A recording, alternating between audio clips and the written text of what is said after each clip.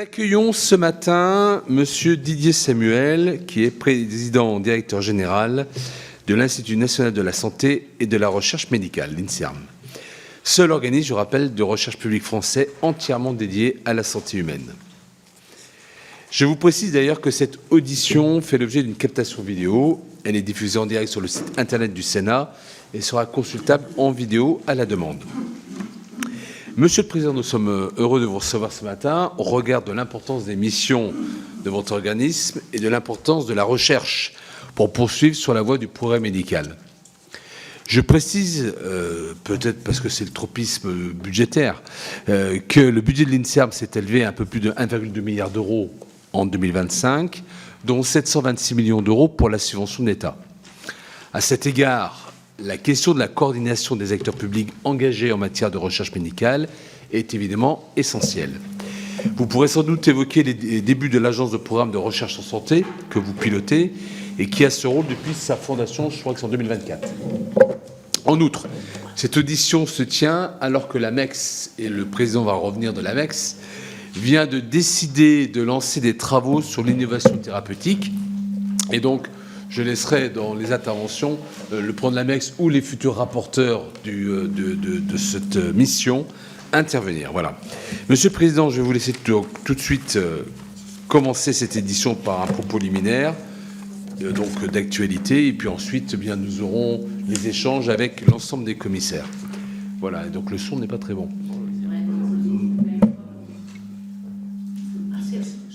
Voilà, très bien. Monsieur le Président, je vous laisse la parole.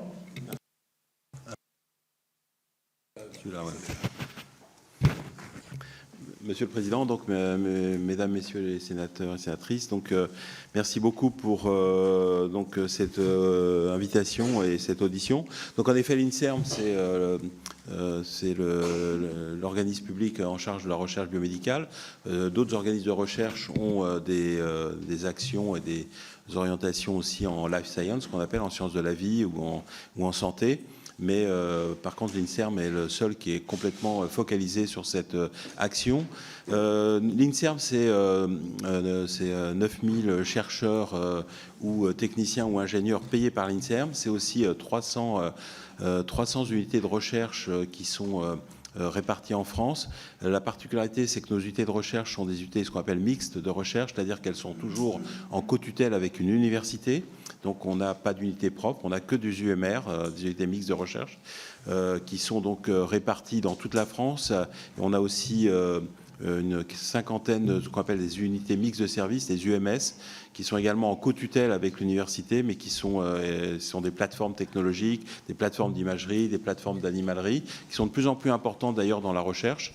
Et puis nous avons aussi une quarantaine, nous sommes en tutelle d'une quarantaine de ce qu'on appelle des CIC, des centres d'investigation clinique, qui sont présentés dans les hôpitaux. Alors une des particularités, donc nos co-tutelles, c'est essentiellement les universités, mais on a un certain nombre d'unités qui sont en co-tutelle aussi avec d'autres organismes de recherche, et notamment le principal, c'est le CNRS. Il y a à peu près 50-60 UMR qui sont en co-tutelle avec le CNRS, et certaines sont avec le CEA ou l'INRAE ou l'INRIA. Et nous travaillons étroitement donc avec les autres organismes. Également, l'une des particularités, c'est que nos unités sont essentiellement aussi près des CHU, près des centres hospitalo-universitaires. Et dans nos unités de recherche, il y a des chercheurs INSERM, il y a des chercheurs universitaires, mais il y a aussi des médecins hospitaliers, des médecins hospitalo-universitaires. Et c'est clairement la signature de l'INSERM dans sa particularité. Alors, comme vous l'avez dit, l'INSERM, l'INSERM a ses unités de recherche, et donc nous recrutons des chercheurs. Nous avons ces 9000 chercheurs ou techniciens ou ingénieurs qui sont au sein de l'INSERM. Au sein de l'INSERM, il y a aussi plusieurs agences et aussi une filiale. Alors, il y a deux agences maintenant. La première, la plus ancienne, c'est l'ANRS-MIE, Agence nationale de recherche contre le sida, les hépatites et les maladies infectieuses émergentes, qui était historiquement une agence totalement autonome et qui est intégrée à l'INSERM il y a maintenant, je pense, une quinzaine d'années, et qui est devenue MIE suite maladies infectieuses émergentes après le Covid. Et donc l'ANRS a à la fois son propre budget, elle est autonome, mais elle est au sein de l'INSERM, et d'ailleurs son directeur dirige l'Institut thématique scientifique de la maladie infectieuse.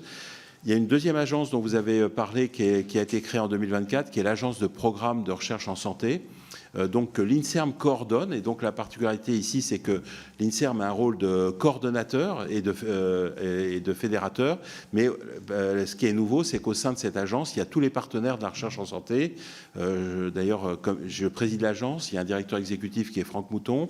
Il y a 2 vice-présidents, un qui représente les DG de CHU, qui est Nicolas Revel, et un autre qui représente les France Universités, qui est Régis Bordel, président de l'Université de Lille. Et il y a 37 partenaires autour de la table, qui sont les universités, les organismes de recherche, les agences en santé, les CHU, et aussi certaines conférences de santé. Donc ça, c'est l'élément nouveau, et c'est ce que j'ai mis en place depuis un peu moins de 2 ans. Enfin, il y a une filiale qui est à 100%, qui est une filiale privée, mais qui est à 100% possédée par l'INSERM, qui est INSERM Transfert, qui est en charge, qui existe depuis 25 ans, qui a été créé donc il y a 25 ans et qui est en charge de la valorisation de la recherche académique, c'est-à-dire les dépôts des brevets, des licences, l'aide à la création de start-up, l'aide aussi au montage de gros projets européens, et qui sont... donc voilà. Donc ça, c'est les points, premièrement, de structurel. Et puis, au plan scientifique, nous avons 9 instituts thématiques scientifiques, qui sont la colonne vertébrale scientifique de l'INSERM. Et au plan administratif, nous avons 12 délégations régionales qui sont réparties un peu partout. Il faut dire que quand même que nos unités sont dans toute la France, mais la moitié des unités sont dans la région parisienne et notamment associées aux 3 plus grandes universités, Paris-Saclay, Sorbonne Université et Paris-Cité. Et 85% de nos forces sont associées à 14 universités réparties en France, Lille, Lyon, Marseille, Rennes, Toulouse, Strasbourg, etc. Donc ça, c'est le premier point que je voulais dire. Concernant le budget, vous l'avez souligné, et clairement, c'est un point majeur. Nous avons un budget qui a plutôt augmenté ces dernières années, je vais revenir. D'une part, il y a la subvention de charge de service public est de l'ordre de 723 millions d'euros, mais nous avons également donc un budget total de pas loin d'un peu plus d'1,2 milliard, et ceci est dû, c'est-à-dire nous avons 500 millions qui sont des ressources propres. Alors que ces ressources propres sont issues essentiellement des contrats de recherche générés par les chercheurs, et aussi des coûts indirects qui sont liés à ces contrats. Et donc les 3 piliers principaux de ces ressources propres, c'est l'ANR, l'Agence nationale de recherche, et donc les contrats ANR, et on va y revenir. Deuxièmement, les contrats France 2030 et les projets France 2030, donc le PIA, Programme d'investissement d'avenir. Et le troisième, c'est l'Europe, et l'INSERM est très présent à la fois à l'ERC, il est 2e position derrière le CNRS, mais aussi premier dans le cluster santé Horizon Europe, premier européen dans le cluster santé Horizon Europe. Et donc, ce qui veut dire que nous dépendons, et notre budget aussi dépend, d'éléments externes qui sont donc le budget de l'ANR, l'accès au projet ANR, l'Europe et aussi France 2030. Donc si tout ça diminue, il y aura un impact sur l'INSERM, bien sûr, mais aussi sur les autres organismes de recherche. Il faut bien comprendre la mécanique. Donc ça, c'est le point que je voulais dire. Pour les éléments, sinon, qui ont été... comme vous le savez, actuellement, nous sommes en budget service voté, et donc ce qui fait qu'actuellement, toutes les mesures nouvelles sont suspendues. Nous avons un budget qui a été voté au mois de décembre, mais pour l'instant, nous reconduisons les éléments, mais toutes les mesures nouvelles, les appels d'offres sont suspendus. Un point important quand même concernant notre budget et que je ne peux pas manquer de vous signaler, c'est que depuis 3 ans, nous avons des mesures salariales imposées non financées. Nous ne sommes pas le seul, mais ça nous concerne clairement. Vous savez que l'augmentation du point d'indice Guérini en 2024 n'a été compensée qu'à 50%. Donc initialement, on nous avait dit que ce serait compensé au total à partir de 2025, ce qui n'a pas été le cas. Donc ce qui fait que l'augmentation, on paye le demi-point d'indice Guérini en plus sur nos fonds non financés. Deuxièmement, le CAS pension retraite qui a été mis en place en 2025 également n'a pas été financé du tout pour les ENR en 2025 et en 2026 pour l'instant n'est pas financé. Il y a un bruit qui court que ça pourrait l'être, mais j'ai pas de confirmation actuellement. Et d'autre part, il y a d'autres mesures qui nous sont imposées, notamment une mutuelle, la mutuelle complémentaire qui se met en place en mai 2026, donc que nous mettons en place comme tous les autres organismes d'État, mais qui n'est pour l'instant pas financé. Donc ce qui fait qu'en termes de budget, j'ai un budget déficitaire cette année, clairement très déficitaire, parce qu'en fait en termes de volume financier pour l'INSERM, le demi-point d'indice Gini, ça représente à peu près 10 millions d'euros par an. Le CAS pension retraite, c'est je crois 15 millions d'euros. Et donc, ce qui fait que finalement, on arrive à un total en 2026 sur le budget de 60 millions d'euros qui n'ont pas été financés. Et pour vous donner un ordre d'idée, 60 millions d'euros, c'est le budget que je donne les dotations aux unités de recherche chaque année. Donc, c'est une somme très importante. Et actuellement, nous avons un budget déficitaire et nous tapons, si je peux dire, dans la trésorerie. Et là, cette trésorerie, si vous regardez le rapport de la Cour des comptes sur la trésorerie des organismes de recherche et des universités, la trésorerie a augmenté parce qu'il y a les contrats sont payés en amont, mais en fait, ce sont des budgets fléchés. Et la trésorerie libre d'emploi, en fait, elle est en baisse régulière. Et donc, elle est devenue très faible à l'INSERM. Et donc, on peut se retrouver, si cette situation perdure au-delà de 2026, sur l'impossibilité de financer les projets de recherche qui ont été labellisés et qui sont en théorie financés. Donc là, c'est un sujet important que j'avais déjà abordé avec des sénateurs lorsqu'il y a des discussions du budget. Donc voilà en gros les éléments principaux. Et pour l'INSERM, donc nous avons une évaluation HERS dont le rapport a été publié il y a quelques semaines. Et nous sommes en train d'écrire notre contrat d'objectifs de moyens de performance sur 2026-2030, qui sera également notre plan stratégique. Et donc actuellement, nous avons rédigé la première partie, enfin les deux premières versions, et nous allons discuter avec l'État commencer les discussions avec l'État d'ici la fin du mois sur notre comp INSERM, donc c'est un élément important. Alors peut-être quelques mots pour finir sur l'agence de programme de recherche en santé, pour dire que donc elle a démarré depuis donc 1 an et demi. Je l'ai lancée en mars 2024 et dans le rapport HCRS, il a été noté qu'il y a un good start, comme ils disent, donc un bon début. Je pense que ça a permis aussi de restaurer la confiance et la discussion avec les partenaires, ce qui n'était pas le cas en santé, hein, pour être très très franc. Ça travaillé beaucoup en silo et je dirais que bon, il y a eu un travail qui a été fait en amont, mais actuellement on a mis en place une gouvernance qui est transparente et efficace, je pense, et qui est bien reconnue par l'ensemble des partenaires, ce qui fait qu'il y a maintenant un vrai bloc recherche en santé qui s'est constitué autour des CHU, des universités, des organismes de recherche et de l'INSERM. Donc ça, c'est le premier point. Nous sommes en train de lancer plusieurs programmes de recherche, 3 PEPR qui sont... alors, je ne l'ai pas dit, mais dans le cadre de France 2030, l'INSERM pilote ou copilote 8 PEPR, c'est les programmes équipements prioritaires de recherche. Je peux vous donner la liste si vous voulez, si ça vous intéresse. On pourra en reparler. C'est des programmes qui sont entre 50 et 80 millions d'euros sur 5 ans. Il y a donc, comme exemple, maladies infectieuses émergentes pour 70 millions d'euros.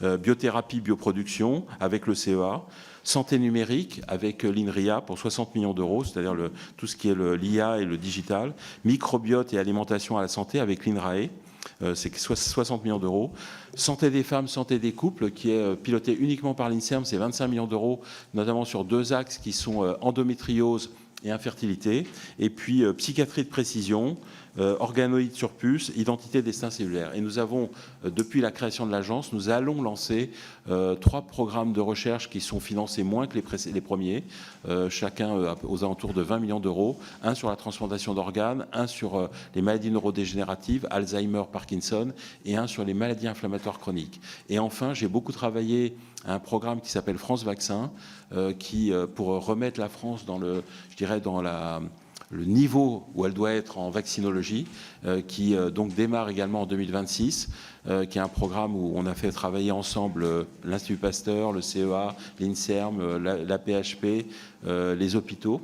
Et puis, nous avons un programme qui n'est pas financé par France 2030, mais qui est financé par le 172, c'est-à-dire le programme du ministère de l'Enseignement supérieur et de la Recherche, qui peut vous intéresser. Programme qui est sur la fin de vie, recherche en fin de vie, parce qu'en effet, lorsque la première loi fin de vie a été, je dirais, travaillée, on s'est aperçu, enfin, le législateur s'est aperçu aussi qu'il n'y avait pas peu de recherche sur les problématiques de la fin de vie. Et donc, nous avons un financement qui est plus faible, mais qui est de 1 million d'euros par an sur 5 ans pour ce programme fin de vie de recherche en fin de vie qui a démarré. Ça inclut dedans des aspects SHS, c'est-à-dire sciences humaines et sociales, des aspects douleurs, des aspects qui n'ont... Et une structuration aussi des unités de recherche autour de ces thématiques. Voilà, je pense que je vais m'arrêter là parce que j'ai déjà pas mal parlé. Et voilà. Oui, merci Monsieur le Président. Puis on va échanger avec les différents sénateurs qui se sont inscrits. Peut-être avant de donner la parole à Alain Milon, le président de l'AMEX, notamment pour faire le lien avec la mission de l'AMEX. Moi, j'ai juste une question, mais c'est plutôt une réaction à votre présentation. On voit tout à fait la pertinence de vos missions. On entend les enjeux budgétaires avec les interrogations sur les compensations.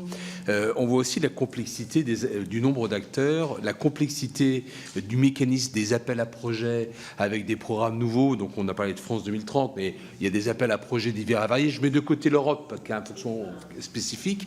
Est-ce que très concrètement, pour une meilleure efficience, et dans une situation, un contexte économique difficile, il n'y a pas un peu de rationalisation à essayer de trouver? Là, vous faites de la coordination et on n'est que favorable à cette démarche-là. Mais est-ce qu'à un moment donné, dans tout l'ensemble des partenaires, il n'y a pas il n'y a pas quelques redondances? Est-ce qu'il n'y a pas à un moment donné des questions de rationalisation et le mécanisme d'appel à projet qui donne lui toujours qui met des interrogations sur le fait du résultat? Est-ce que vous pensez que sur cette approche-là, il n'y a pas une efficacité à trouver autour de l'organisation finalement de la recherche en France? Voilà, c'était la première question d'introduction et je donne en complément la parole à Alain Milon. Oui, mais merci Monsieur le Président, merci Monsieur Samuel pour l'ensemble de votre intervention qui nous a permis de mieux connaître votre organisme. J'ai, moi, trois petites questions. La première concerne directement, comme l'a dit le Président Mouillet, l'AMEX, la mission d'évaluation et de contrôle de la sécurité sociale du Sénat. Celle-ci a décidé d'entamer des travaux sur l'innovation thérapeutique.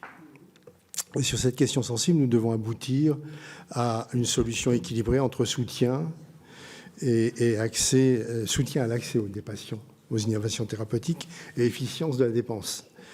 Si une grande partie des travaux portera sur les modalités de prise en charge et la fixation des tarifs de ces innovations, la question de la priorisation stratégique de la recherche en amont constitue un volet important. Et dans ce contexte, quel rôle peut et doit jouer l'INSERM pour transformer la recherche fondamentale en avancées thérapeutiques concrètes pour les patients? La deuxième question concerne l'IA. Vous en avez déjà un peu parlé, mais l'utilisation de l'IA en santé suscite beaucoup d'interrogations éthiques et d'interrogations sociétales. Quel regard est-ce que vous portez sur cette technologie et sur ses conditions d'utilisation dans la recherche en santé? Et enfin, une question qui concerne un rapport qui est arrivé en décembre 2025 du Haut Conseil de l'évaluation de la recherche et de l'enseignement supérieur, qui, dans ce rapport d'évaluation de l'INSERM, indique que l'INSERM n'a pas suffisamment tiré les conséquences de la crise sanitaire de la Covid-2019. La crise a conduit à une forte désorganisation de la recherche clinique et le rapport préconise d'améliorer l'articulation de l'INSERM avec les hôpitaux et les universités pour développer des essais cliniques dans la perspective d'une nouvelle épidémie. Quelle appréciation est-ce que vous portez sur cette recommandation et quelle suite envisagez-vous de lui apporter? Merci. Monsieur le Président, je vous laisse peut-être déjà répondre à cette première série de questions. Alors, c'est vrai que quand on n'est pas dedans, le paysage peut apparaître complexe. Mais je vous rassure, quand on voit nos partenaires à l'étranger, c'est pas plus simple. Vous allez en Allemagne, vous avez les Länder, vous avez le fédéral, vous avez des organisations comme le Helmholtz avec le Max Planck qui se parlent pas. Donc c'est pas. Je dirais que là où j'ai beaucoup travaillé depuis que je suis arrivé, et je l'ai dit lorsque j'ai été nommé, c'est, vous savez que je suis un hôpital universitaire de départ. J'avais aussi, je suis un hôpital universitaire universitaire, et j'ai été aussi directeur d'unité de recherche INSERM. Je l'ai dit aussi que je voulais recréer le triangle CHU, université, INSERM, qui je pense ne fonctionnait pas bien. Et dans ce sens, je pense que l'agence a été aidante, mais j'ai fait un travail en amont. Et je ne sais pas si vous l'avez noté, mais aux assises hospitalo-universitaires, nous avons, qui a eu lieu à Nantes en fin novembre, nous avons signé une déclaration commune, et c'est la première fois, CHU, Université et conférence des DG de CHU, France Université, INSERM et conférence des doyens de santé, justement pour rétablir un canevas de travail en commun. Et je pense on va le décliner dès 2026. Donc ça, c'est un premier point. Et d'autre part, je dirais qu'on a quand même des bons partenariats aussi avec nos partenaires, que ce soit organismes de recherche, CNRS, CNRS ou CEA. Et puis, il y a besoin aussi de travailler ensemble. Je donne un exemple, les plateformes technologiques maintenant, si vous voulez, les chercheurs ont besoin de plateformes, de microscopes, de cryomicroscopes, d'imagerie confocale, d'éléments de plus en plus performants pour être compétitifs. Et donc, pour être compétitif, ça nécessite que les partenaires se mettent ensemble pour ces plateformes technologiques et donc fassent des cofinancements de ceci. Et c'est quelque chose sur lequel on travaille. Alors maintenant, concernant les appels à projets versus dotation. Alors, par exemple, l'INSERM, moi j'ai été directeur d'unité pendant 17 ans. Et la dotation est importante parce qu'en effet, au 1er janvier, on sait qu'on a, quand l'unité est labellisée, on sait qu'on a pour 5 ans, tous les ans, X milliers d'euros. J'avais une unité à 5 équipes. Je savais que j'avais, avec université plus INSERM, j'avais 200 000 euros au début de 1er janvier et que je répartissais d'emblée pour pouvoir travailler. Et ça, c'était une sécurité. Et aussi, sinon, on ne peut pas travailler parce qu'on dépend des appels d'offres. Donc, il faut une dotation. Je pense qu'elle est insuffisante et je pense qu'on pourrait en effet avoir des dotations plus fortes pour les unités et même significativement plus fortes. Par contre, le système des appels d'offres ne doit pas être supprimé parce qu'en conférence, je veux dire, dans la science, les appels d'offres, c'est aussi une manière, premièrement, de réfléchir, de se mettre en challenge, d'être en compétition avec à la fois les partenaires français, mais aussi au niveau européen. Et c'est, je dirais, presque un des ADN du scientifique, c'est-à-dire parce que donc les deux sont importants. C'est-à-dire, on a besoin d'une dotation pour pouvoir travailler en sécurité, en sérénité, mais on a besoin aussi de répondre à des appels d'offres. Et on pousse aussi nos chercheurs à aller à l'ANR, à aller à l'Europe. Et un des points essentiels, je pense, que vous avez noté, c'est que la loi de programmation de la recherche, je n'ai pas eu le temps d'en parler, mais pour moi, ça a été quand même, je regrette qu'elle soit en pause, je vous le dis, je le dis devant vous, parce que la loi de programmation de la recherche, elle a permis quand même plusieurs choses. Premièrement, d'augmenter le salaire des chercheurs et l'indemnitaire. Et ça, or, les chercheurs français étaient complètement sous-valorisés, même par rapport à leurs voisins très proches. Et donc, ce qui veut dire, dans l'échelle de la société, les chercheurs à qui on demandait d'avoir une thèse, un postdoc, 2 postdocs, une mobilité à l'étranger, des papiers de niveau nature, science, blablabla, et qu'on payait à 1 500 € après un concours extrêmement dur, là, on est totalement décalé. Et on le voit d'ailleurs quand on veut attirer les chercheurs, il y a ce problème des salaires. Alors, il y a une augmentation des salaires, il y a une augmentation de l'indemnitaire significative. J'aurais aimé que ça continue comme c'était prévu jusqu'à 2027. Ce n'est pas le cas pour l'instant, mais en tout cas, c'est un point. Il y a eu aussi... dans cette LPR, une augmentation du budget de l'ANR qui a été doublée. Alors, et je dois dire que ça, c'est absolument vital, parce qu'en fait, ce qui s'était passé avec l'ANR, c'est qu'on était descendu jusqu'à 10% de taux de réussite aux appels à projets, ce qui était, en fait, ça étouffait la recherche. C'est-à-dire, les chercheurs s'épuisaient dans certaines thématiques, je dirais hors cancer, hors cancer ou hors spécifique appel d'offres, ils s'épuisaient à aller chercher de l'argent qu'ils n'avaient pas. Et donc, le fait de remonter à 25% le taux de réussite de l'ANR, on est passé de 1 sur 10 à 1 sur 4. C'est en recherche, enfin en termes et 1 sur 4, c'est déjà quelque chose d'acceptable. Donc, je dirais qu'il faut avoir un équilibre, mais les deux sont nécessaires. Au niveau international, c'est un peu le même système, c'est-à-dire il y a des fonds de dotation et puis il y a aussi des appels d'offres qui permettent aussi et là où on a changé aussi, et c'est l'intérêt des PEPR, on a mis en place dans les PEPR plus de top-down, de la stratégie, c'est-à-dire aussi mettre aussi les chercheurs en consortium autour d'un projet, et donc des chercheurs parfois du CNRS, de l'INSERM, des CHU, sont autour d'un projet au sein d'un PEPR. Alors, pour l'innovation thérapeutique, monsieur le sénateur, oui, alors je pense que c'est un enjeu absolument majeur pour la France et pour l'Europe. Parce qu'on a une recherche académique, je pense, de haut niveau, compétitive, encore compétitive, qui est au niveau international, mais on a clairement un gap entre la capacité à aller à valoriser nos recherches académiques et à le translater en start-up, le translater, je dirais, en innovation.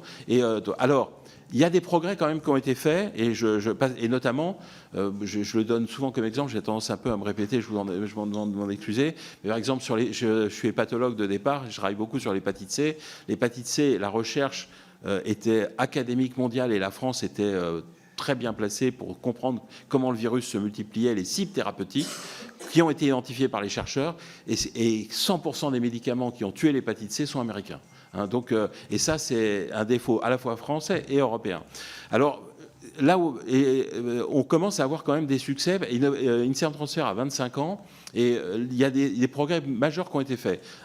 Les chercheurs maintenant acceptent et vont au brevet et aux licences, ce qui est un grand changement par rapport à avant où il y avait une sorte de mur entre l'académique et le privé.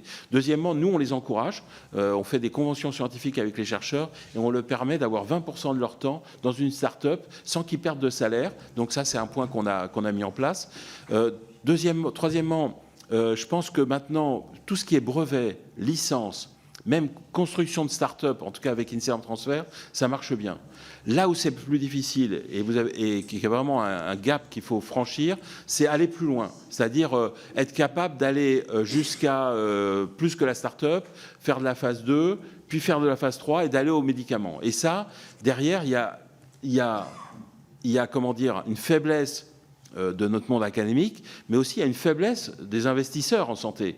C'est-à-dire, aux États-Unis, il y a des investisseurs qui financent cette recherche, qui sont prêts à prendre du risque, parce qu'en santé, c'est un peu plus, je dirais, casse-figure, si je peux me prendre l'expression, parce qu'en effet, sur 10 projets, il y en a un qui va passer.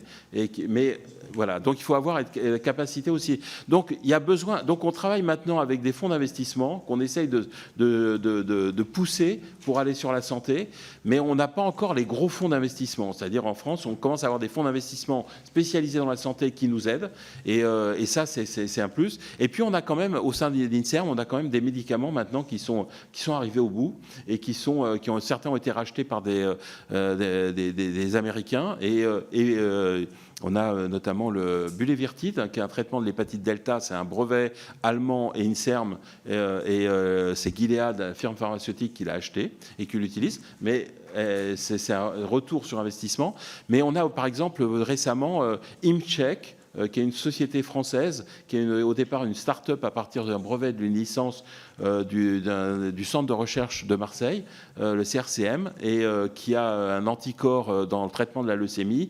Ils avaient réussi à monter plusieurs dizaines de millions d'euros de levée de fonds, et ils ont été rachetés récemment par Ipsen, boîte française, et c'est un beau succès pour 350 millions d'euros, et avec une possibilité de monter jusqu'à 1 milliard, et ça c'est un des premiers succès qu'on voit dans le monde de la santé. Donc ça bouge, mais c'est sûr qu'il y a encore énormément à faire, et d'ailleurs il faut le faire aussi avec l'Europe. Pour la priorisation de la recherche en amont, alors l'INSERM, bien sûr, va de la recherche fondamentale à la recherche appliquée et dans toutes les disciplines. C'est important, en effet, ça a été soulevé par l'HERS, qu'on arrive à prioriser. C'est aussi le sens du travail aussi de l'agence, de prioriser, d'avoir des priorisations stratégiques. Par exemple, sur le vaccin, j'ai beaucoup travaillé sur France Vaccin parce que je pense qu'on n'était pas à la hauteur et qu'on a perdu aussi. La France a fait le vaccin contre l'hépatite B, a fait d'autres vaccins, mais on a perdu clairement en fondamental, en capacité à translater. Il y a aussi des outils qui ont été mis en place dans le cadre de France 2030 et il faut qu'on voit comment ils fonctionnent. C'est les bioclusters. Donc, il y a 5 bioclusters qui ont été labellisés. Le premier, c'est le Paris-Saclay Cancer Campus, puisque c'était dans ma fac, puisque j'étais doyen, qui a donc à Gustave Roussy avec Sanofi, l'INSERM est fondateur, et qui, je pense, a bien démarré. Il a maintenant 3 ans d'âge. Et ceux qui arrivent commencent seulement à démarrer. Il y en a à Marseille, il y en a à Lyon, il y a 2 à Paris en plus. Et l'idée, c'est aussi d'aider à franchir le gap au-delà de la start-up. Donc, on va voir comment ces bioclusters fonctionnent.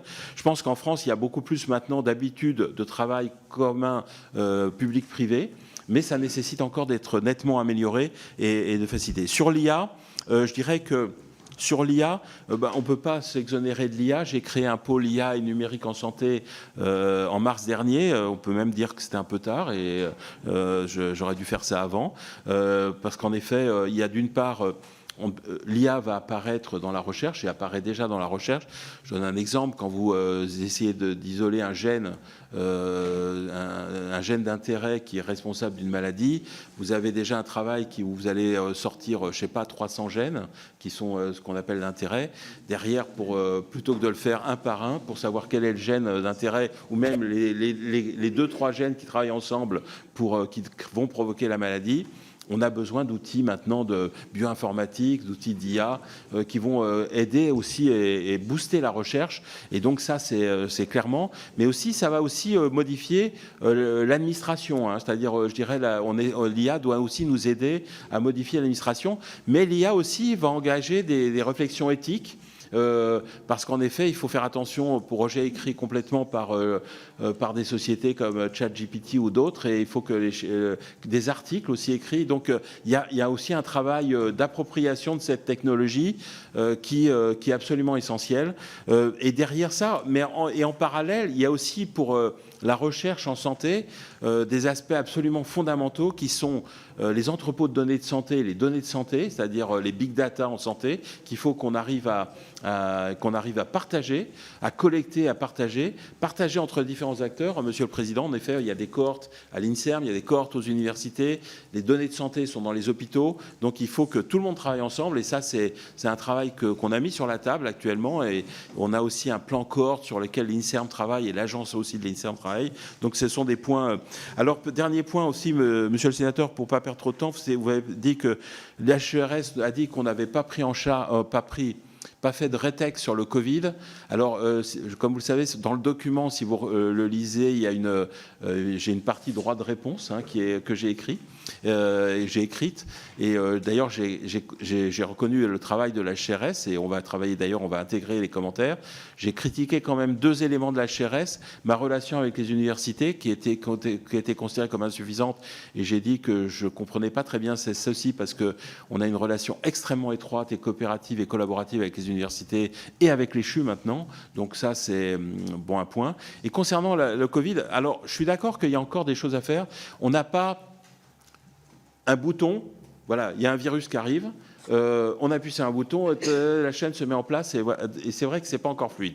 Mais par contre, il y a eu des actions qui ont été mises en place. D'abord, la NRS MIE a été créée à ce moment-là, depuis le Covid, spécialement pour ça. Et elle a mis en place un PEPR, maladie infectieuse, de 70 millions d'euros, dans lequel il y a des projets sur le coronavirus. Deuxièmement, on a aussi au niveau... j'ai engagé avec la NRS et j'ai demandé à la NRS et avec son directeur Yazdan Pana, nous avons mis en place une surveillance, une veille scientifique sanitaire mondiale. Et donc, dès qu'il y a une épidémie qui apparaît quelque part, nous sommes à l'affût, nous donnons toutes les informations à l'État, à la DGS, à l'État à tous les niveaux, au plan scientifique. Et par exemple, nous avons été mobilisés sur Mpox, quand Mpox est apparu en France. Nous avons mis en place des moyens avec la NRS, notamment en recherche. Nous avons été mobilisés sur le VRS. Vous savez que quand le virus respiratoire syncytial qui est responsable de la bronchiolite des nourrissons, vous savez qu'il y a des nouveaux médicaments qui sont apparus, et l'État s'est aperçu qu'il avait mis en place ces nouveaux médicaments, il n'y avait pas d'évaluation. Donc nous nous sommes mobilisés avec la NRS pour mettre une évaluation des produits, le vaccin et aussi les anticorps monoclonaux qui sont donnés soit aux mamans, soit aux bébés, bébés pour protéger contre la bronchiolite du nourrisson. Et ça a fait des très beaux papiers. Ça a été mis en place en moins d'un mois. Et ça fait des très beaux papiers dans le New England. Et on a montré l'efficacité sur la réduction de l'hospitalisation de ces médicaments sur la bronchiolite du nourrisson. Donc, on s'est mobilisé. Et puis, j'ai travaillé aussi, comme je vous l'ai dit, sur France Vaccin, qui veut répondre justement à ceci. Et donc, j'ai beaucoup travaillé d'ailleurs pour convaincre l'État là-dessus. L'État nous suit, pas autant que j'aurais voulu en termes de volume, mais nous suit et le programme démarre. Ça a pris du temps. J'aurais aimé que ça aille plus vite, mais c'est pour ça qu'on n'est pas resté les deux pieds dans le même sabot. Mais je prends le point et j'y réponds et on y réfléchit avec la NRS pour être encore plus efficient sur l'aspect Retex Covid. Merci beaucoup. Je donne maintenant la parole à Bernard Jumet. Merci, Monsieur le Président. Merci, Monsieur le Directeur. Vous êtes en charge d'une institution scientifique et importante de notre pays. Et je voudrais quand même commencer par dire qu'on peut être fier de cette institution. Et vous pouvez être heureux d'être dans un pays où les politiques respectent l'indépendance de votre travail. Parce que, vu ce qui se passe aux États-Unis, qui illustre d'ailleurs, et ça va être, enfin, c'est pas tout à fait le sens de ma première question, mais le lien entre les politiques et la recherche scientifique est un lien qui est fondamental, qui s'est quand même abîmé dans notre pays aussi. Il y a de multiples causes à l'essor de la désinformation en santé. Il y a quelques jours, Mathieu Mollimard, Dominique Costagliola et Hervé Maisonneuve ont remis un rapport qui avait été commandé par Yannick Neuder, qui a été ministre de la Santé, sur cette question de la désinformation en santé.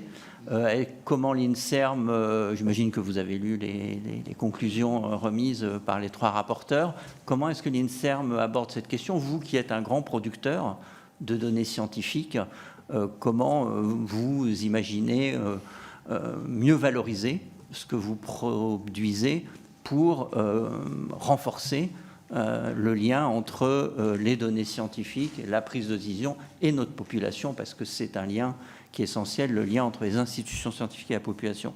Ma deuxième question porte sur l'alimentation. Vous avez produit des travaux récemment, tout récemment, ces dernières semaines, vous avez communiqué au mois de novembre, je crois, sur l'alimentation, les aliments ultra transformés.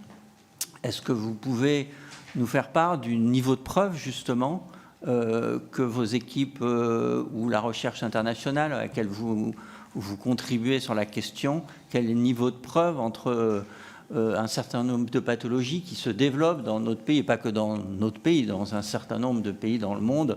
Je parle évidemment de la flambée du surpoids, des maladies cardiovasculaires, du diabète, d'un certain nombre de pathologies cancéreuses. Quel est le niveau de preuve entre la consommation d'aliments ultra transformés et ces pathologies? Et question annexe, dans le même domaine, vous avez travaillé, vous avez une directrice de recherche très active, Mathilde Touvier, sur le Nutri-Score. Pareil, quel est le niveau de preuve entre la généralisation du Nutri-Score et des bénéfices en termes de santé? Est-ce qu'il y en a d'abord? Et est-ce qu'ils sont établis? Et ma troisième et dernière question est très courte. Est-ce que vous accueillez des chercheurs des États-Unis à l'INSERM? Merci. La parole à Corinne Imbert.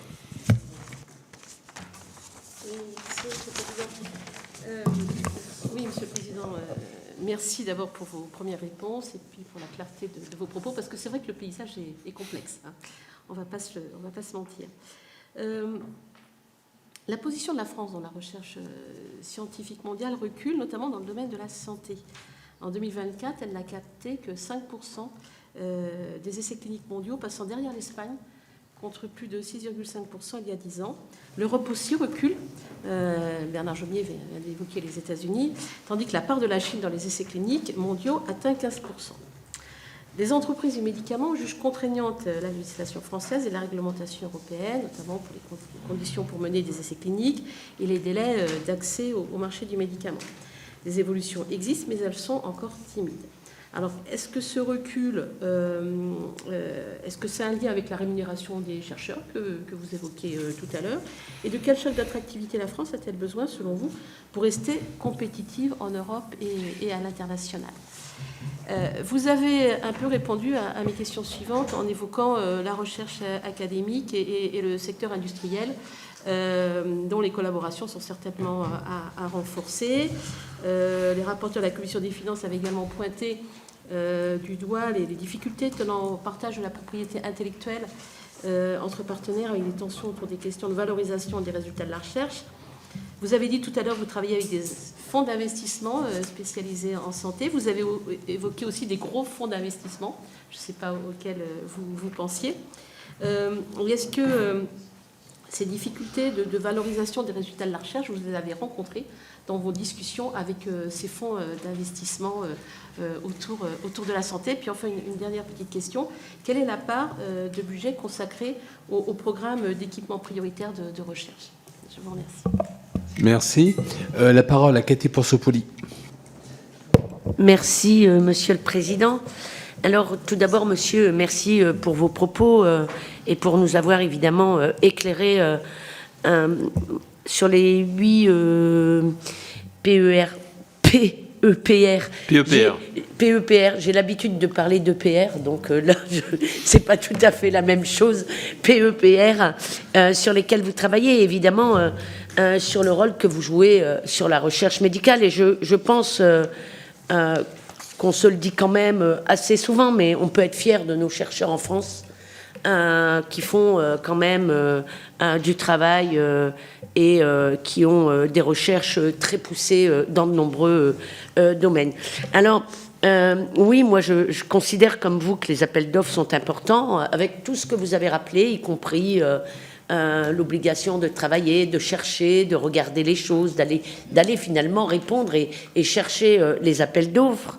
Mais moi, je regrette, et je le dis, je regrette quand même que les salaires de nos chercheurs français ne soient pas à la hauteur du travail qu'ils fournissent, parce que finalement, je rappelle quand même que c'est un nombre d'années d'études important, et vous avez rappelé aussi le concours, qui n'est pas un concours qui est facile et accessible à tous.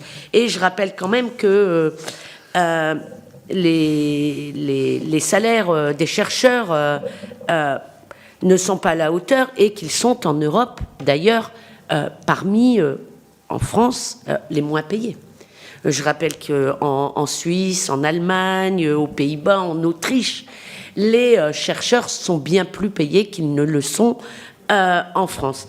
Et ça, c'est évidemment un regret que j'ai, parce qu'on voit bien que nombre de jeunes, alors ce n'est pas toujours la raison, parce qu'il y a aussi l'international qui joue, etc., mais que nombre de jeunes français quittent chaque année, finalement, chercheurs, quittent chaque année notre pays pour aller travailler ailleurs.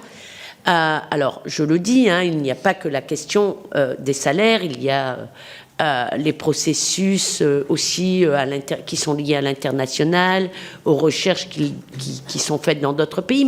Mais je pense que la question salariale joue quand même un rôle, parce que quand on démarre, faut-il le rappeler, à 2000 euros, 2200 euros, c'est quand même un souci, surtout quand on connaît aujourd'hui le pouvoir d'achat, et on sait bien que ce n'est pas la panacée. Alors, moi, j'ai une question, parce que vous nous avez parlé tout à l'heure donc des 8 PEPR sur lesquels vous êtes en train de travailler. Vous-même nous avez dit que donc ils sont financés donc sur plusieurs années, sur 5 ans, si j'ai bien compris vos propos. Et on voit bien qu'il y a quand même un désengagement, moi je le dis de cette façon, de l'État, puisque vous avez vous-même rappelé, alors vous n'avez pas dit ça exactement, mais vous avez vous-même rappelé qu'il y a plusieurs mesures salariales qui vous ont été imposées et qui n'ont pas été financées entièrement, puisqu'elles n'ont été financées qu'à 50%. Donc c'était dans vos propos.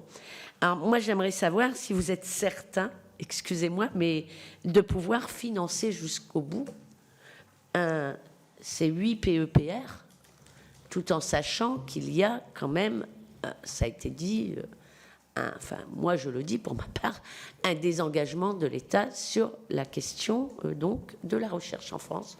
Je vous remercie. Merci beaucoup. Je vous laisse répondre à cette nouvelle série de questions. Merci. Alors, concernant ce qui se passe aux USA et et le lien entre le politique et la recherche, moi, je trouve qu'il y a un lien entre le politique et un organisme comme l'INSERM est quelque chose qui me choque pas. C'est-à-dire, c'est normal, on est un organisme public d'État et on doit discuter, mais on doit aussi, en gros, clairement avoir avoir notre indépendance, choisir nos sujets de recherche, et certains, en effet, peuvent être discutés avec l'État parce que l'État pense que ce serait bien de prioriser ça ou ça, mais ça doit être un dialogue. Par contre, c'est pas imposé. Donc, et ce qui se passe actuellement aux États-Unis, c'est qu'il y a des pans entiers de la recherche qui sont interdits actuellement. Donc, par exemple, le gouvernement US estime que, par exemple, il n'y a pas de changement climatique et donc qu'on ne doit pas travailler sur le changement climatique, qu'il n'y a pas de différence entre les hommes et les femmes et qu'on ne doit pas travailler sur ça. Et on sait qu'il y a des maladies qui sont prédominantes chez les femmes, on sait qu'il y a d'autres prédominantes chez les hommes, on sait aussi que les facteurs de risque sont différents. Et puis, il y a aussi une opinion qui vient de l'État, par exemple, ce qui remet en cause les vaccins. Et donc, donc je ne peux pas adhérer à ça. Donc ça, c'est absolument clair. Je ne peux pas adhérer à ça. Et puis même aussi, actuellement, on demande au NIH, qui est, vous savez, le super INSERM, parce que moi, c'est 1,2 milliard, mais le NIH a un budget de 48 milliards de dollars. Donc, on demande au NIH que ces grants, c'est-à-dire qu'il accorde, soient validés par l'État. Donc ça, c'est quelque chose que nous, on fait, que là, et par le politique. Donc là, il y a un vrai problème. Donc, et puis, ça introduit aussi une défiance vis-à-vis des scientifiques, avec un discours aussi, la science n'est pas fiable, la science nous ment, le Covid n'a pas existé, ou c'est la gestion du Covid qui était dangereuse et c'est pas le Covid lui-même. Donc, ça, c'est d'autre part, et puis, ça vient d'un pays qui est, je dirais, qui était presque le modèle en recherche biomédicale. Moi, je veux dire, depuis que j'ai commencé médecine, chaque année, on allait au Congrès américain. Je veux dire, c'était et puis. Beaucoup de chercheurs font leur postdoc aux États-Unis et ont fait leur postdoc aux États-Unis parce que ces thèses en France, ces postdocs aux États-Unis, c'est souvent là qu'ils sont attrapés d'ailleurs et que les Américains les gardaient. Donc, et ça, c'est au revoir les États-Unis remettre en cause la recherche biomédicale est quelque chose, la recherche biomédicale est quelque chose d'assez stupéfiant. Et la voie de conséquence aussi, c'est que nous avions beaucoup de partenariats avec le NIH qui ont été stoppés venant du côté américain, stoppés extrêmement brutalement. C'est-à-dire qu'on a reçu ce qu'on appelle des termination letters, c'est-à-dire lettres de terminaison qui nous dit vous avez une semaine pour rédiger un rapport sur l'état du programme qui a été financé avec le NIH et puis après c'est fini. Voilà. Donc alors ils disent qu'ils vont repartir, mais on ne sait pas encore comment. On a encore des discussions quand même. Je suis allé aux États-Unis, on a des discussions directement avec les universités américaines pour essayer de maintenir, je dirais, les liens très forts qu'on avait avec les Américains. Donc ça c'est le premier point. Deuxième point. Sur l'aspect fake news, alors je suis accompagné de Priscille Rivière, qui est la directrice adjointe de la communication à l'INSERM, et son département et le département de la communication, avant même que j'arrive, avait engagé toute une action. Il y a à la fois la diffusion de la connaissance, et pour l'INSERM, nous produisons de la recherche, mais nous devons aussi faire comprendre la science au public et aux politiques aussi, parce qu'il est important qu'il n'y ait pas cette déconnexion entre la science et le public. Et il faut aussi que le public comprenne, et c'est ce que j'appelle la diffusion de l'information, comprenne le lien entre recherche et progrès médical. Et ce lien, souvent, les gens l'oublient. C'est-à-dire, à tous les niveaux. Cet appareil, plein de gens se demandent si c'est pas tombé des arbres, mais c'est des dizaines d'années de recherche dans tous les sens pour arriver c'est pareil pour les médicaments, c'est pareil pour le programme médical. Il n'y a pas de programme médical sans recherche en amont. Et ce lien, par contre, en fait, on a tendance à voir que le produit fini et on oublie tout ce qui se passe en amont. Et parfois, les chercheurs sont vus, j'ai cette expression souvent, comme professeur tournesol, complètement déconnectés déconnecté du sol, mais c'est pas le cas. Il y a derrière tout ceci les progrès sur l'immunothérapie dans les cancers, dans le traitement des cancers, qui sont une vraie révolution thérapeutique, qui sont en train de supplanter dans beaucoup de cancers la chimiothérapie. L'immunothérapie, c'est une vraie révolution qui découle des travaux sur l'immunité du cancer, qui ont permis d'identifier des checkpoint inhibiteurs qu'on lève et qui entraînent, et les exemples sont innombrables. Donc tout ceci, il y a d'une part la diffusion de la science au public, et il y a aussi la lutte contre les fake news, parce qu'en effet, on l'a vu pendant le Covid, il y a deux choses qui ont fait exploser les fake news en santé: le Covid, parce que la surmédiatisation du Covid a fait que certains se sont permis de dire n'importe quoi, même que le Covid n'existait pas, alors que moi j'étais du côté hôpital à l'époque. Les réanimations étaient, en mars 2020, étaient pleines à craquer de gens qui ne pouvaient plus respirer à cause du Covid et qu'on intubait. Donc ça, c'est le premier point. Et puis aussi les réseaux sociaux qui ont, je dirais, décuplé ou centuplé, je dirais, la parole contraire. Et donc, derrière, l'INSERM, depuis avant même qu'il y ait ce rapport que vous avez cité venant du ministère de la Santé, avait mis en place quelque chose qui s'appelle Canal Détox, justement on avait mis en place une cellule riposte avec une centaine de chercheurs qui répondent en temps réel aussi sur les réseaux. On a mis en place une charte de la parole publique des chercheurs. Donc on a fait tout un travail, et d'ailleurs on a travaillé très étroitement avec la commission qui a établi le rapport qui vient d'être commandé.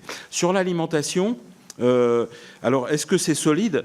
Alors c'est basé scientifiquement sur une cohorte qui s'appelle Nutrinet Santé, qui est une cohorte qui a été mise de 100 000 personnes, qui répondent à des questionnaires, et aussi pour certains qui acceptent de faire des prélèvements sanguins ou autres, qui sont suivis de façon longitudinale depuis plus d'une quinzaine d'années, pour voir en effet le lien entre alimentation et santé. On soutient aussi des projets de recherche, et on a par exemple actuellement, j'ai financé pour 3 millions d'euros un programme où il y a Mathilde Touvier, dont vous avez cité le nom, qui sur aussi l'impact des emballages sur la santé, quelque chose qui n'est pas étudié, et ça s'appelle Food Impact, et qui est actuellement, parce qu'on étudie ce qu'il y a dedans, mais on ne regarde pas aussi est-ce que les emballages libèrent des toxines, comme ça avait été noté dans les biberons par exemple, où il y avait des PFAS dans les biberons, et on s'est aperçu que ça pouvait contaminer les bébés. Donc tout ceci est étudié.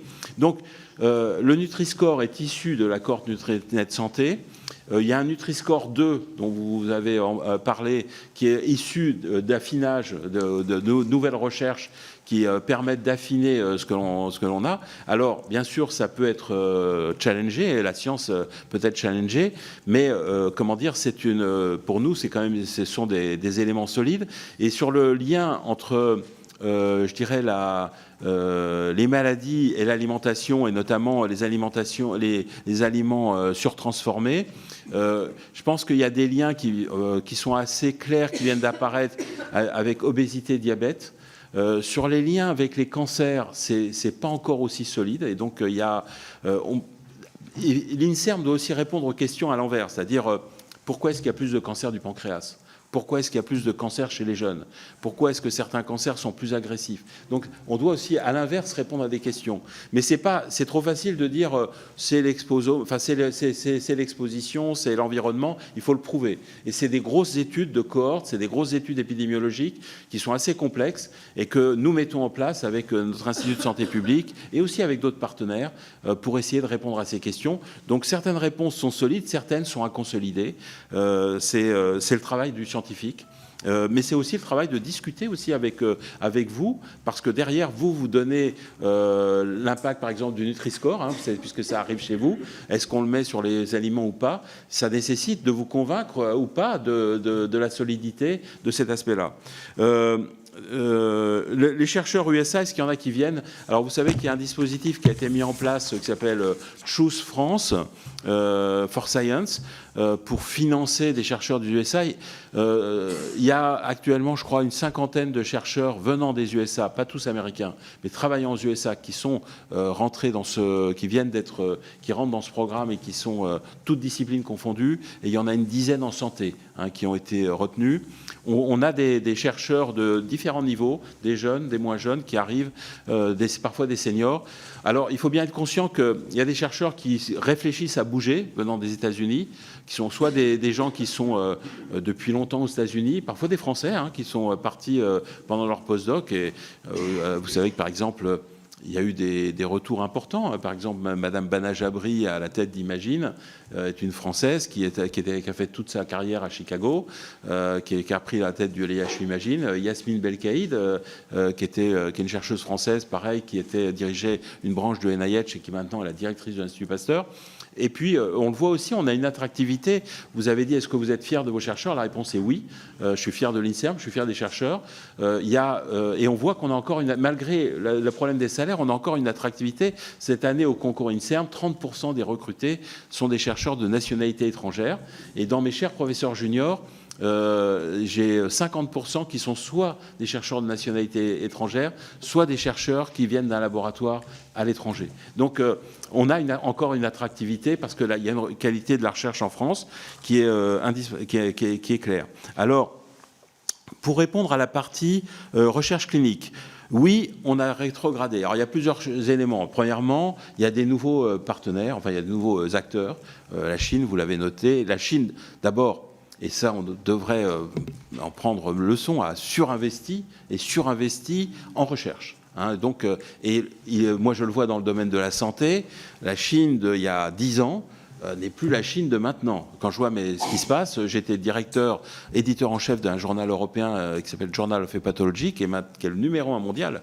Et à l'époque, les papiers chinois représentaient la principale masse de papier que je recevais, plus de 300 par an. On en prenait 2%. Alors que les papiers européens, on en prenait 15%, pareil pour les Américains. Parce que c'était pas bon. Et maintenant, je vois, c'est plus du tout la même chose, parce que le niveau a monté considérablement. Donc ça, c'est vrai en recherche fondamentale. C'est moins vrai, mais ça commence à être vrai en recherche clinique. Là, la recherche clinique, clairement, il y a deux aspects de recherche clinique qu'on doit améliorer.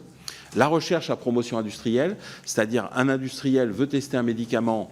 C'est important que la France soit dans le jeu parce que c'est l'accès aux nouveaux médicaments pour nos patients.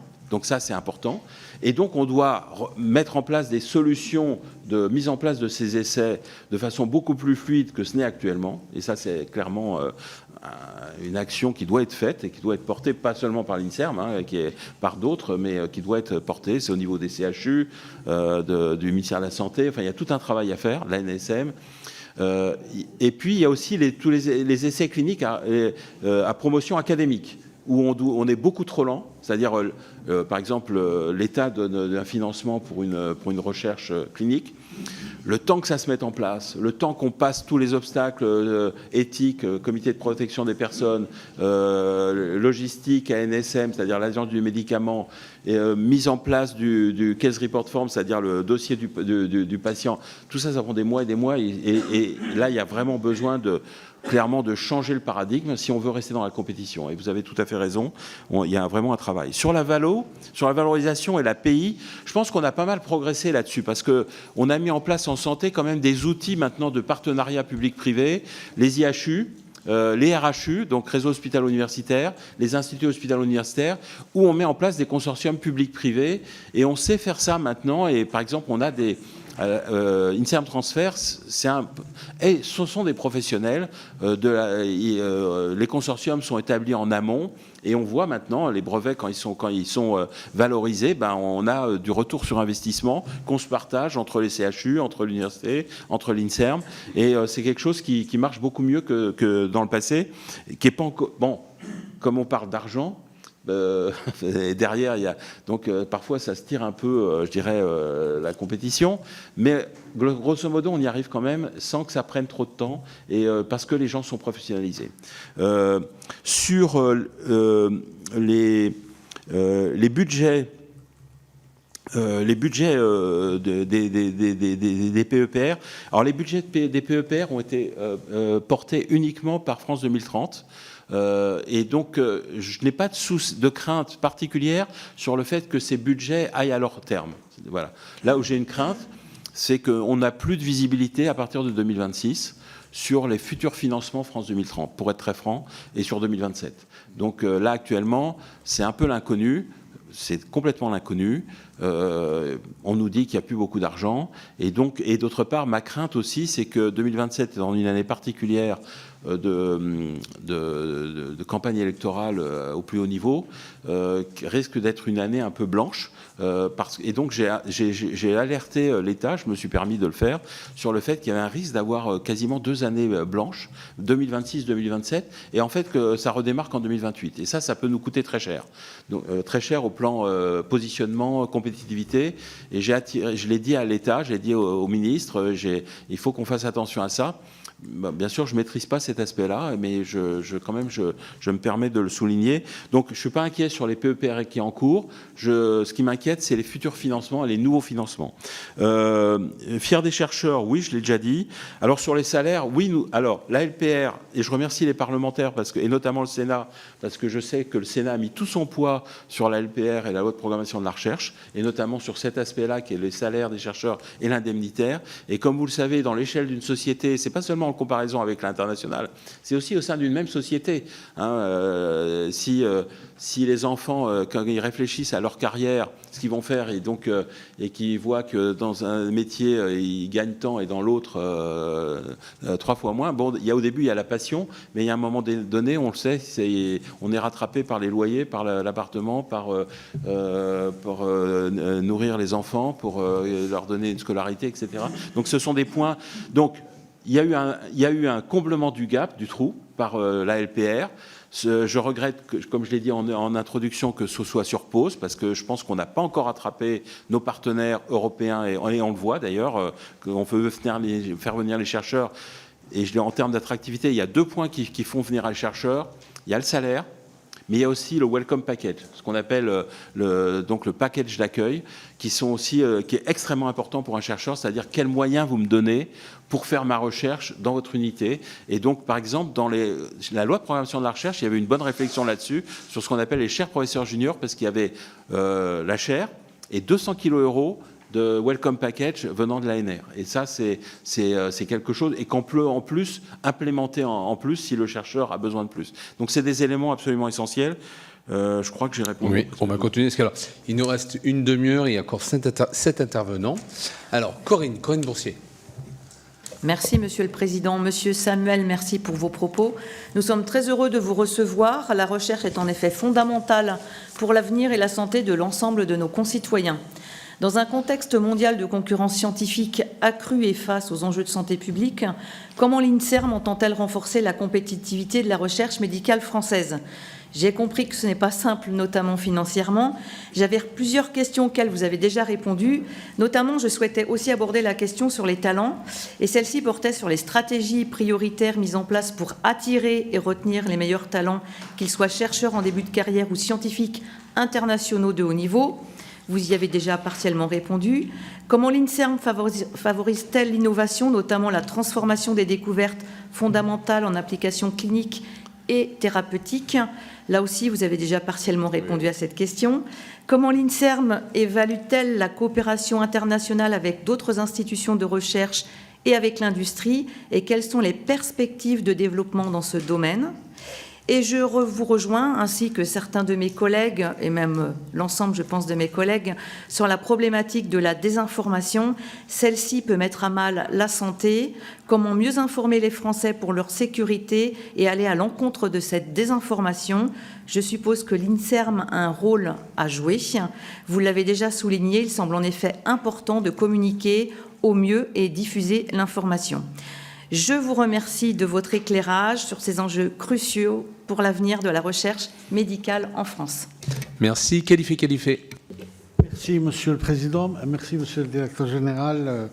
Et je m'associe à mes collègues pour me réjouir de la qualité de votre institution et la façon dont vous avez présenté et la gouvernance et le bilan. Moi, je ne veux pas répéter ce qui a été dit. Et l'avantage de parler en dernier, c'est de trouver des petites niches pratiques. Et parmi ces niches, vous avez évoqué un apport de 500 millions d'euros et des ventes de brevets. Ces brevets, bien sûr, vous donnent des royalties à plus long terme, je suppose. Quelle est la part des royalties dans ces apports que vous avez? La deuxième, on l'a évoqué, mais je vais la reposer d'une autre façon, la recherche clinique. Hein. Je parle pas fondamental clinique. Vous étiez hospitalier comme moi, en tout cas. Quelle est la part, enfin la difficulté que vous avez rencontrée comme nous depuis l'arrivée du contrat unique pour la recherche clinique dans les hôpitaux, qui a dissuadé énormément de praticiens d'y adhérer, et c'était un gros problème à l'époque. Et la deuxième, vous avez cité à plusieurs reprises deux mots importants, la cohorte, qu'il faut développer, mais vous n'avez pas du tout évoqué les hôpitaux généraux, les centres hospitaliers, sans parler bien sûr du privé, dans vos partenaires pour la recherche, en tout cas la recherche clinique. Merci. Merci. Nadia Selegoub. Merci, Monsieur le Président. Merci, Monsieur, pour tous vos éléments de réponse. Bon, moi aussi, j'avais déjà une première question qui portait sur les rémunérations des chercheurs en France. Donc, vous y avez partiellement répondu. La LPR a permis déjà d'avancer. Alors, est-ce qu'il subsiste un problème? Vous l'avez quand même dit. Est-ce que les cerveaux continuent à fuir, malgré tout? Et est-ce que, parce que vous avez dit qu'on voyait certains Français revenir, et précisément, je n'ai pas très bien compris, si on voyait arriver des Américains. J'ai eu l'impression que ce n'était pas encore vraiment le cas. Alors après, j'avais une deuxième question. On sort des débats budgétaires sur la loi de financement de la sécurité sociale. On sent que notre modèle de protection sociale est très mis en danger, en difficulté, et probablement que la prévention est un levier essentiel pour essayer de sortir de ces difficultés et lui redonner un avenir.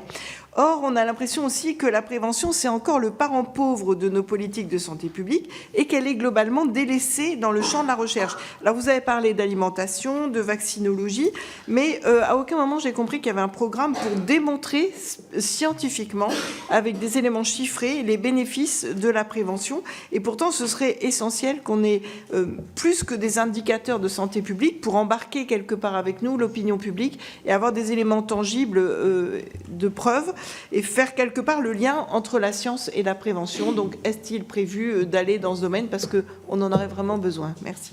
Merci. Pascale Gruny. Merci, Monsieur le Président.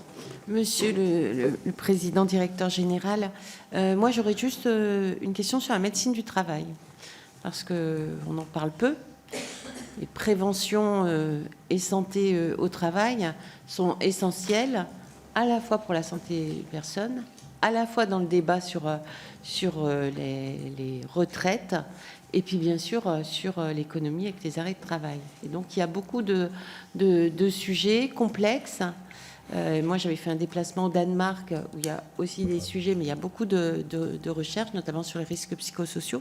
Donc je voulais savoir s'il y avait des travaux en cours. Est-ce que vous aviez à nous dire sur ce sujet? Merci. Merci. Solange Nadille. Merci, Monsieur le Président. Monsieur le Président, directeur général, merci pour vos premières réponses.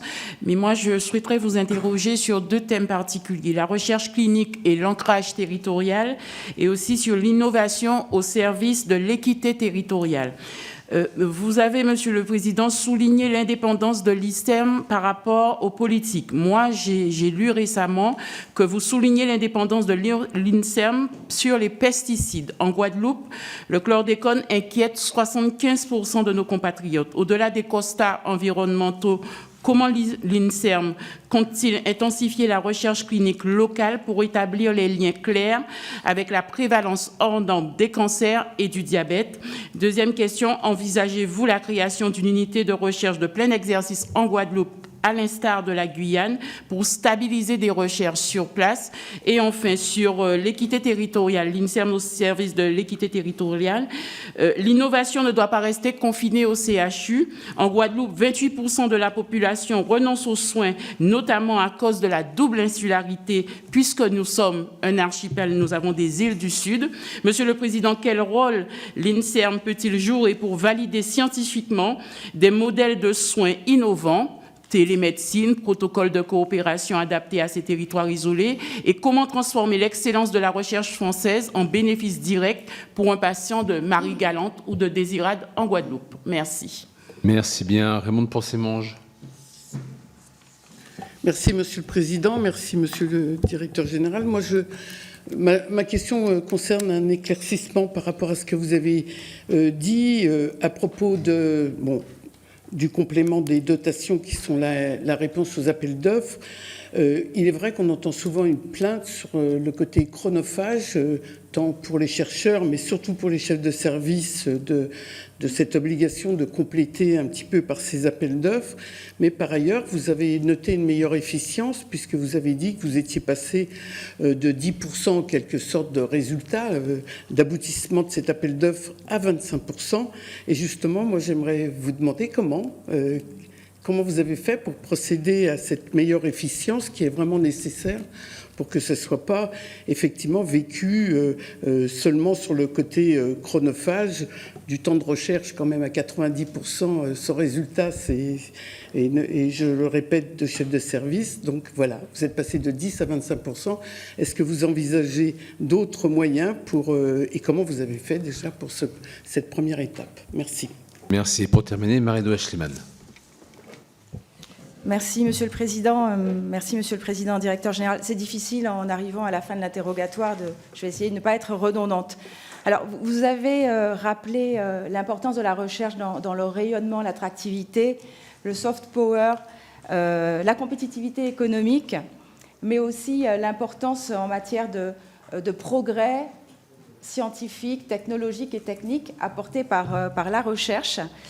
Vous avez évoqué, et notre collègue Corinne Imbert a souligné le recul de la France, qui est pourtant une terre de recherche de pointe par rapport notamment à certains États comme les États-Unis, mais aussi la Chine. Alors il se trouve que je reviens de Chine avec des collègues et nous avons pu rencontrer des chercheurs, des professionnels de santé notamment, qui ont évoqué sans complexe le poids et l'importance de l'agilité, de l'absence de contraintes réglementaires par rapport à ce que nous connaissons ici en France, et surtout le poids des subventions publiques dans l'efficience, l'efficacité et les moyens dont ils disposent pour travailler. Alors, je voudrais savoir comment l'INSERM arrive à se positionner et à arbitrer entre les impératifs d'excellence internationale et les missions de service public que vous exercez dans l'environnement que je viens de décrire. Deuxième question, la recherche s'inscrit, l'innovation et la recherche s'inscrivent dans un temps long, donc dans un contexte de forte tension financière et budgétaire. Comment l'INSERM arrive à concevoir, projeter et piloter des sujets et des projets de recherche avec un environnement inconnu comme celui qu'on connaît? Notre collègue Solange Nadi a évoqué la question de l'égalité de l'accès aux soins, l'égalité d'accès à la recherche et à l'innovation en santé. On sait qu'elle est très articulée avec l'aménagement du territoire et la cohésion sanitaire, et aussi l'implantation, et vous l'avez cité, de structures de proximité dans les territoires. Je voudrais savoir dans quelle mesure vous prenez en compte les sujets de recherche propres aux territoires ultramarins. Elle a parlé du chlordécone, mais la prévalence ou les ressorts de certaines maladies, notamment cardiovasculaires, je pense à l'obésité, qui peuvent ne pas avoir les mêmes causes dans les territoires ultramarins que notamment en France hexagonale, nécessitent une recherche pointue et des sujets de recherche très, très, très documentés. Est-ce que vous accordez à ces sujets la place nécessaire et suffisante dans vos travaux? Et enfin, dernière question, vous avez parlé de l'attractivité des métiers de chercheurs. Alors, il se trouve qu'avec d'autres collègues, nous venons de rendre, dans le cadre de la délégation aux droits des femmes, publier un rapport sur les femmes et les sciences. Et vous savez que les sciences sont... la sous-représentation des femmes dans les sciences, c'est quelque chose d'établi en France.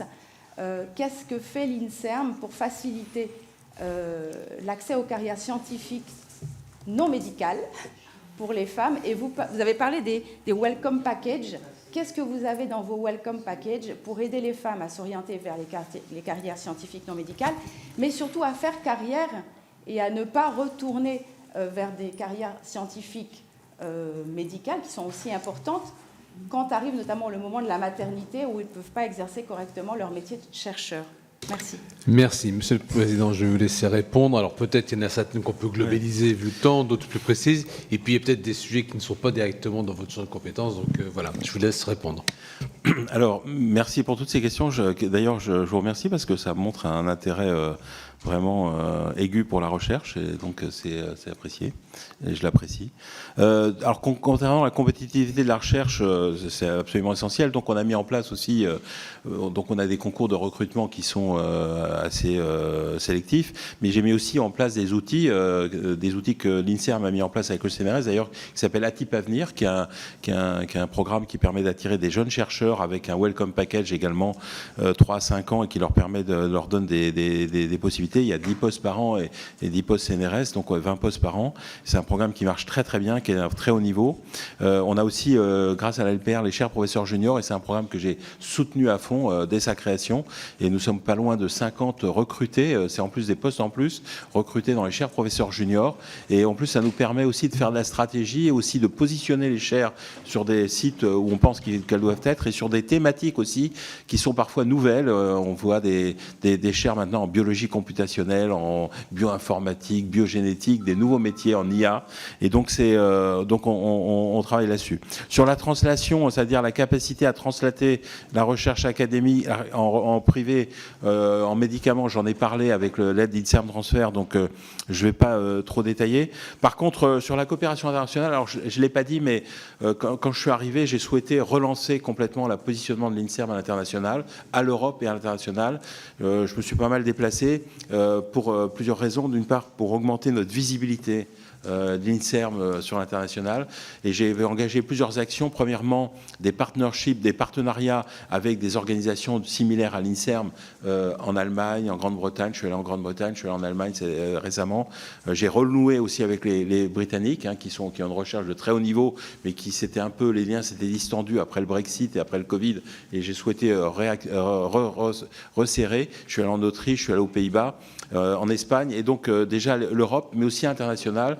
Et notamment, pour les USA, j'ai ouvert le bureau de Washington 15 jours avant l'arrivée de l'administration Trump, mais j'ai donc positionné 2 personnes pour le bureau de Washington, INSERM, qui est dans l'ambassade, pour toute l'Amérique du Nord.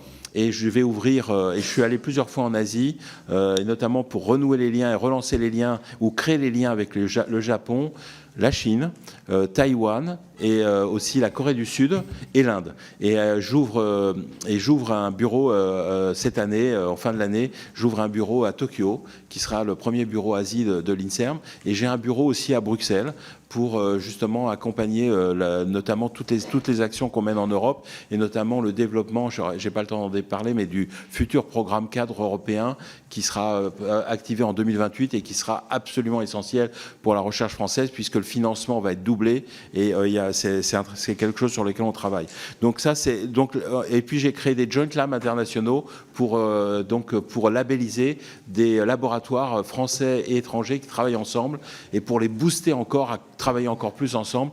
Donc j'ai labellisé 10 laboratoires internationaux depuis 2024-2025, et je vais continuer cette action en 2026. Donc j'ai pas mal d'actions sur l'international pour être plus présent, et je vais aller en Inde également pour signer des accords dans quelques semaines. Sur la recherche clinique, quelles difficultés? Je dirais que là, et sur la place des centres hospitaliers généraux, vous l'avez dit. Alors, avant d'être président de l'INSERM, j'ai été doyen et j'étais aussi président du CNCR, le Comité national de coordination de la recherche hospitalière. Et c'est vrai que, alors je vais être franc, que nos unités de recherche ne sont pas dans les CHG, elles sont dans les CHU. Mais quand j'étais au CNCR, et qu'à l'époque, j'avais beaucoup essayé de pousser les CHU à se rapprocher des CHG et à travailler en réseau réseau aussi de recherche clinique, parce que alors je schématise parfois un peu, mais j'ai tendance à dire les experts sont dans les CHU et les patients sont dans les CHG. Et donc si on veut avoir des patients dans les essais cliniques, il faut qu'on travaille ensemble. Alors, je dois dire que c'est comme dans le paysage français, il y a besoin que les CHG et les CHU travaillent plus ensemble. Il y a des endroits où ça se passe très bien, mais il y a des endroits où c'est plus compliqué. Et je pense que ça, c'est un travail qui est vraiment très important. Mais il y a aussi des CHG qui ont commencé à structurer des unités de recherche clinique, et je les ai encouragés à l'époque pour. Et je pense que c'est important. De toute façon, moi, je le dis très franchement, si on veut de la bonne médecine, il faut de la bonne recherche. Et moi j'avais une très grosse activité clinique. Si on fait que du patient matin, midi et soir, on lève pas la tête du guidon. Être un bon médecin, c'est s'occuper des patients, mais c'est aussi avoir un temps de réflexion, se poser des questions. Pourquoi la maladie, elle fait ça? Qu'est-ce qu'on peut trouver comme solution? Il faut ce temps de recherche, il faut ce temps de réflexion. Et d'ailleurs, je travaille beaucoup à ce que, et je l'ai dit au CHU, il faut avoir un temps de recherche protégé des hôpitaux universitaires si on veut rester compétitif au niveau non seulement recherche clinique, mais aussi recherche fondamentale. Donc ça, c'est un élément vraiment majeur. Sur les salaires des chercheurs et la fuite des cerveaux, j'en ai déjà parlé. Je pense que la fuite des cerveaux a plutôt diminué, et on a quelques Américains qui viennent, oui. C'est plus compliqué. Il faut savoir quand même que passer de Stanford à Paris ou Lyon, c'est pas si simple, hein, parce qu'il y a dans ce choix, vous avez pas seulement le salaire, mais vous avez aussi la femme ou le mari et les enfants. Enfin, c'est un changement de vie. Hein. Mais il y a quelques Américains maintenant qui commencent à arriver. Oui, la réponse est oui. C'est encore timide, mais il y a vraiment un changement. Sur la prévention, votre remarque est juste. Alors, on a à l'INSERM, un institut de santé publique qui monte des grosses cohortes. On est en train de monter la cohorte Philomène, qui est une cohorte de couples mère-enfant. Ça va être 100 000 couples mère-enfant à partir de la conception jusqu'à l'adolescence. Mais on a aussi, on met en place, et je réponds à votre question, avec l'agence de programme de recherche, un programme de recherche en prévention qui sera financé à 60 millions d'euros, qui s'appelle Prévaction, et qui sera proposé à l'État d'ici le mois de février. Donc voilà, et nous travaillons dessus depuis 6 mois. Donc recherche en prévention, et qui est associé d'ailleurs au plan national prévention, mais nous pilotons la partie recherche. Donc pour répondre à votre question, mais vous avez absolument raison, la prévention est un axe qui a souvent été ignoré ou pas assez travaillé, et qui peut éviter bien des maladies, et surtout dans les cancers, on sait que quand on détecte un cancer qui fait 1 cm, en termes de pronostic et de traitement, c'est pas du tout la même chose que quand il en fait 6. Et donc ça, c'est un point. Sur médecine du travail, je suis au regret de dire que nous avons quelques chercheurs qui travaillent sur la partie santé au travail, mais c'est pas, je dirais pour l'instant, encore un point fort de l'INSERM. Mais c'est une très bonne question, et c'est un très bon, dans une remarque extrêmement importante, parce qu'en effet, ça a un impact sur la santé, sur les coûts pour la société. Par contre, on travaille quand même sur une partie qui s'appelle l'exposome, qui est toute la partie environnement, et je vais revenir là-dessus. Notamment Robert Barouki, qui dirige l'Institut de santé publique, est un spécialiste de ce qu'on appelle l'exposome, c'est-à-dire environnement et santé au sens large. Ça comprend pollution, environnement au travail, alimentation, ça comprend des tas de choses, et donc c'est ce qu'on appelle donc l'exposition, parce que quelqu'un, nous sommes exposés à des tas d'événements qui vont faire que ça va avoir un impact sur nos maladies, parce que on a un profil génétique qui est X, qui peut donner en effet quelques maladies, mais beaucoup de choses interviennent, ce qu'on appelle l'épigénétique, qui sont des problèmes environnementaux qui vont modifier, je dirais, l'évolution de nos gènes, et qui vont exprimer des maladies. Donc ça, c'est un point vraiment important. Alors sur les territoires et sur l'outre-mer, alors comme vous l'avez, d'abord nous sommes présents à l'outre-mer, hein, et que je voudrais rappeler que, et vous l'avez dit d'ailleurs, je vous remercie, que j'ai ouvert la première unité de recherche en Guyane il y a 1er janvier 2025, donc ça c'est le premier point. En Guadeloupe et aux Antilles, nous sommes présents avec 3 équipes de recherche et un CIC, un centre d'investigation clinique, qui est le centre d'investigation clinique avant était Guyane Antilles, donc pour les essais cliniques, et maintenant il sera que Antilles, c'est-à-dire que Guadeloupe, Martinique, et j'ai nommé aussi un référent scientifique INSERM, le professeur Césaire, donc pour nous représenter sur les Antilles. Et cette nomination, elle est extrêmement récente. Et puis, nous avons des équipes. Donc, alors, c'est vrai que nous avons des équipes qui sont à la fois Paris, enfin France et Antilles, mais nous avons une équipe de très haut niveau qui s'appelle l'IRSET, qui est basée à Rennes, mais qui a une équipe complète labellisée aux Antilles et qui travaille sur la chlordécone et tous les sujets d'exposition. C'est l'équipe dirigée par le professeur Michel Sanson et avec une équipe localisée. Et d'ailleurs, je veux bien une aide parce que vous savez qu'on a construit un CHU en Guadeloupe tout neuf sans prévoir de locaux de recherche. Donc je suis allé en Guadeloupe il y a quelques semaines, enfin il y a quelques mois, et je ne vous cache pas que j'étais assez... j'ai regretté ceci et je l'ai dit au directeur, je l'ai dit à la région et je pense que c'est un point vraiment essentiel et parce qu'on a notamment, il n'y a pas que la chlordécone, il y a aussi, vous savez, en Guadeloupe, la maladie qui s'appelle la drépanocytose, qui est la maladie globule rouge, qui est particulièrement fréquente chez les personnes des Antilles et puis, comme je réponds aussi en même temps à votre question, il y a des spécificités et c'est pour ça que c'est important que nous soyons présents à l'outre-mer et donc j'ai une unité de recherche qui vient d'être créée sur l'infectieux et la santé publique en Guyane. J'ai 3 équipes qui sont sur la Guadeloupe, qui sont en effet sur l'exposition et donc la chlordécone, mais pas seulement des autres pesticides, sur le problématique du globule rouge et notamment donc la drépanocytose. J'ai aussi le CIC et j'ai une équipe aussi d'infectiologie qui travaille aussi sur la Guadeloupe.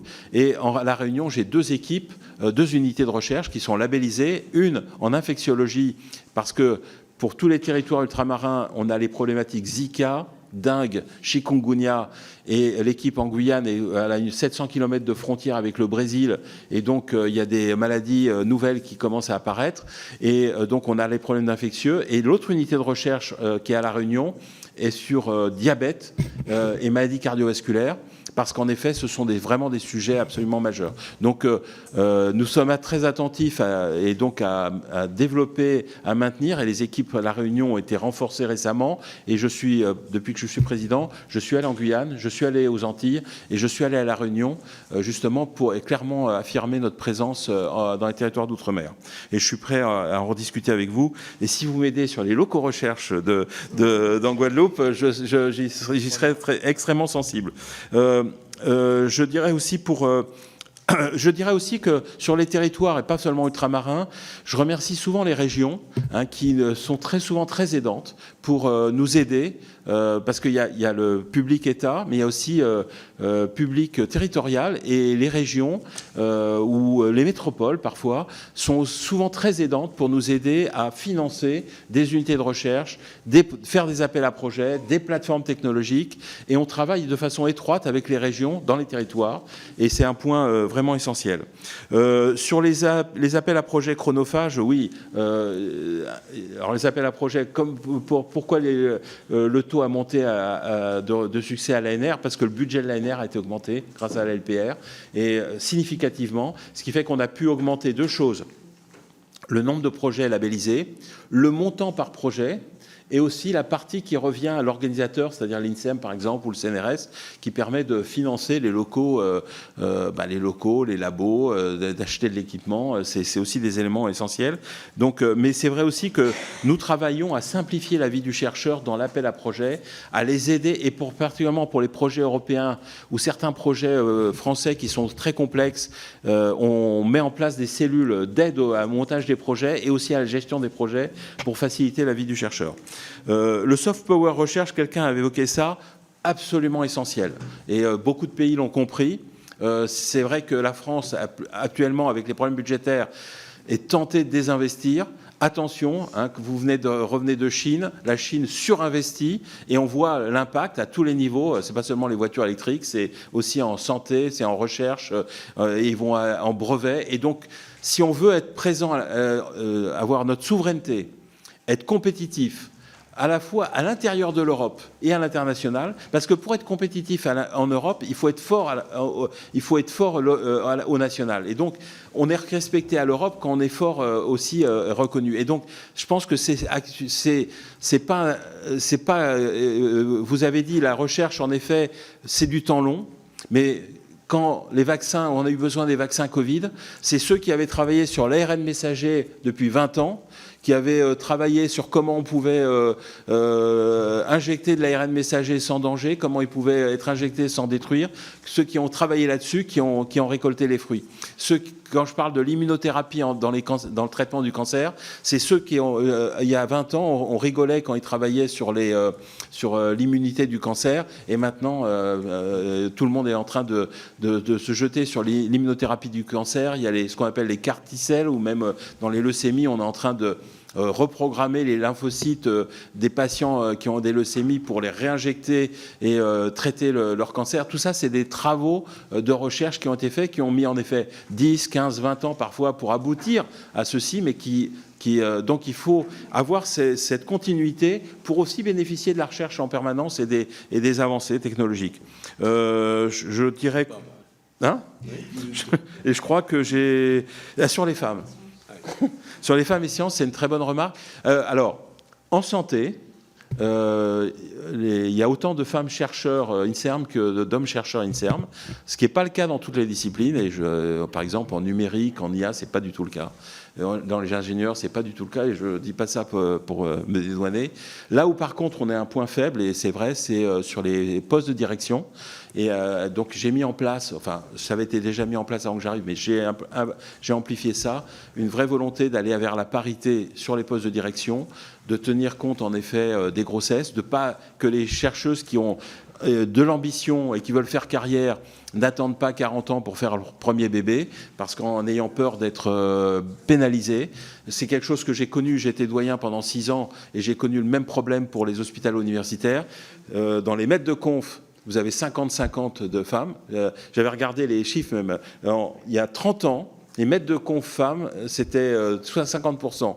Les professeurs, il y a 30 ans, c'était 6% de femmes.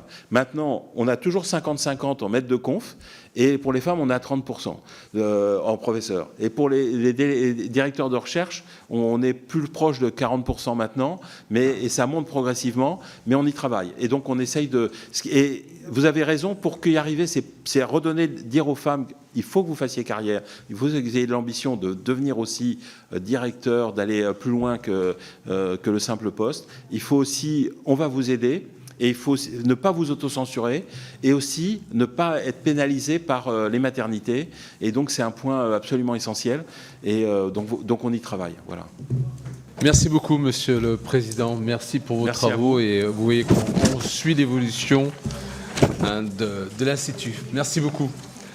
Alors, nous allons recevoir... Voilà, merci.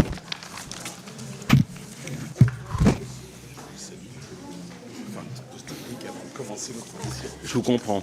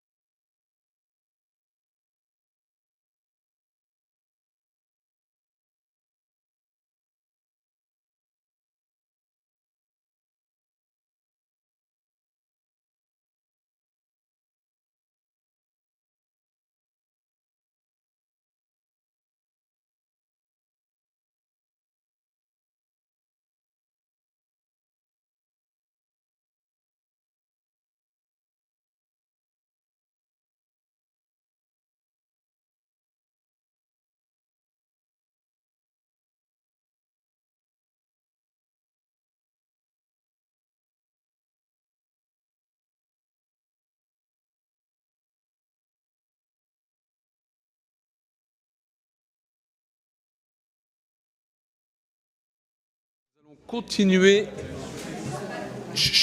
les travaux de la commission. Alors, nous